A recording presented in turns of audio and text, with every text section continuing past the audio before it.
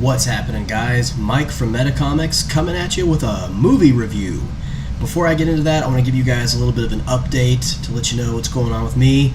This week, I'm only going to have a couple of reviews put up. I had some crazy stuff go on with my work schedule, so I'm a little behind on things. So, you know how it goes. I work as a self-employed person, as a journalist, so, you know, stuff happens sometimes. So, with that being said, I've got a couple of comic book reviews I'm going to post up today, and then hopefully a couple more that I'm going to post up early next week, and then we can get back onto a schedule with that stuff. So, that being said, let's move on to the movie review. Now, this isn't a review of a movie that's out in theaters. This is a Blu-ray review of The Amazing Spider-Man 2. Now, I read a bunch of the reviews for this film way back when it came out in May, so I actually did not go see this in the theater because I was dissuaded by the reviews, and I now see that that is a decision I regret. Unlike the majority of people who watched this movie, I actually didn't think it was that bad. I actually thought it was rather good. Not perfect, definitely not as good as Captain America 2 or Guardians of the Galaxy, but not nearly as bad as a lot of the hate that it received from critics and comic fans alike. So, yeah, I didn't share that sentiment. I didn't think it was that bad. So the story is basically Peter Parker seeks to discover the truth about his parents and Oscorp while attempting to balance his personal life, his desires, and his responsibility as Spider-Man. That's the story in a nutshell. Unlike what some people claimed, that this movie was just a big trailer for the Sinister Six movie, I didn't get that feeling at all. In fact, in reality, they didn't really talk a lot about the Sinister Six or allude to that even until the very end of the movie. So I think that claim was greatly exaggerated. Now, there was a lot that I liked about the movie, and there's a few things that I didn't really care for. The visuals to this movie were absolutely stunning and amazing. I really felt like I was watching Spider-Man from the comic books moving in real life, and I watched the movie in 3D, so it was twice as good. I really think that they nailed his movements, you know, the fluidity of his movements and the acrobatics and stuff that you see in comic books that, you know, we haven't really seen in previous films. So I thought that was really, really awesome. That was definitely a highlight for me. You know, you really feel like you're watching him swing through New York, and that was just really awesome. Andrew Garfield really nailed the performance, in my opinion. I mean, he really brought out the humor of Spider-Man, but also still retained that angsty edge that everybody knows, you know, Peter Parker has, you know. So I really think Andrew Garfield is a great Spider-Man. I may get slaughtered for this, but I think he's way better than Tobey Maguire, and that's the Spider-Man that I pretty much grew up with in the films. So, yeah. I also felt like the love story, which a lot of people complained about, I actually really liked it. I thought it was well done. I really liked the chemistry between Gwen Stacy and Peter Parker. I thought, you know, Andrew Garfield and Emma Stone did a great job of bringing that love to life, and you really actually felt emotionally attached to the characters. I'm a big sucker for love stories. I'm not afraid to admit it. I actually am one of the few guys who probably like the Notebook movie. I don't like chick flicks in general, but stuff that's like real, you know, a romance story, something that's actually got substance to it, I can get down with that. This kind of had a little bit of that going for me, so I really enjoyed it. I really felt like I was watching a Spider-Man story from the comic books unfold on the screen, so that was something that I really liked. A lot of people complained about how the story was told, different aspects.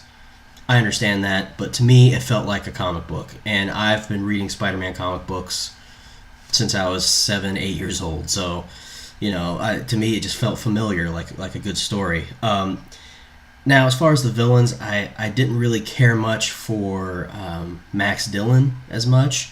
Electro was kind of cool, like, you know, the things he could do. But I really liked Harry Osborn, Dehann. I forget his first name. I just know his last name, Dehann. That's ridiculous, right? I don't even know the dude's first name. He did a fantastic job as Harry Osborn and as the Green Goblin. I mean, I was literally just had chills watching his performance. He always does great, though, whatever he's in, and he's just a really good villain. So, pardon me, I have to flip over my notes because I'm not professional enough to actually remember all this crap. Now let's talk about the stuff that I didn't like. The middle section did drag a bit. There was a whole lot of Peter Parker in the middle and not a whole lot of Spider-Man. And so that kind of detracted from the movie a little bit, I mean, I want to see more Spider-Man. I was so excited by the action they had of Spider-Man, I wanted more. The Rhino was a bit weak. I thought he was a little strange. The accent from Paul Giamatti was pretty bad. Other than that, though, like the actual Rhino suit, I kind of thought that was an interesting take on it, more realistic take of what the Rhino would look like. I really appreciated that, actually. Really liked it. The ending to me felt really rushed. Like it just wasn't given enough time. Like, boom, Gwen's dead. Peter stops being Spider-Man. Boom, he's back Spider-Man again. Like, it literally happens in like a 2-3 minute span. So you don't really get to appreciate, kind of the place that Parker was in at that point, mourning Gwen's death, and, how and why he decided to, stop being Spider-Man. It didn't really explore that, and I thought that was a really good section that could have been used for deeper character development. Had they shortened some stuff up in the middle and maybe added a little bit more to the ending section, the third act, I think that would have been much, much better. And of course, one thing I didn't like was the fact that they cut out that amazing scene with Peter and his dad reunited at Gwen's gravesite. That scene was extremely powerful. Loved it. Thought it was awesome. That would have been the best way to end that film. I'm really disappointed that they cut that out. I think it would have been a much better ending than the Gwen Stacy video thing at the end. But, in hindsight, it's 2020, they say, or whatever. Alright, so as far as themes, there's obviously the personal responsibility and choice theme that's always prevalent in Spider-Man stories. Gwen didn't die as a result of Peter's carelessness. She died because she made a choice to come and help Spider-Man. It was her choice, and she made that clear to him. He had a responsibility to try to keep her at a distance. Really, he did. That was his responsibility. But he let his emotions and his desires for her override what he knew he should do. And so that kind of, maybe brought her out a little bit to take risks that she didn't need to take. But the bottom line is that we're all personally responsible for our own choices, ultimately. No matter what may inspire us to do the things we do, ultimately we're the ones who make the final decision. So even if Gwen was inspired by Peter, to come out there and help or whatever, because he didn't keep his distance, she still is ultimately responsible for the decision she made to come out there and risk her life to help him. There's also the theme of, sometimes knowing the truth, it can be a real burden, and sometimes knowing the truth can be painful. That doesn't mean that the truth is bad. That just means we need to prepare ourselves for the responsibility of knowing the truth about different things and about different situations going on in our lives and in the lives of others we know. That, if we find out their deepest, darkest secrets, that's going to come with a heavy price. So that was, I think, another element that played into the themes there. Overall, I give this movie an 8.5 out of 10. It was much better than what I anticipated it would be. And I'm really glad that, I decided to take the time to watch it, even though it's months later after it's been released to theaters.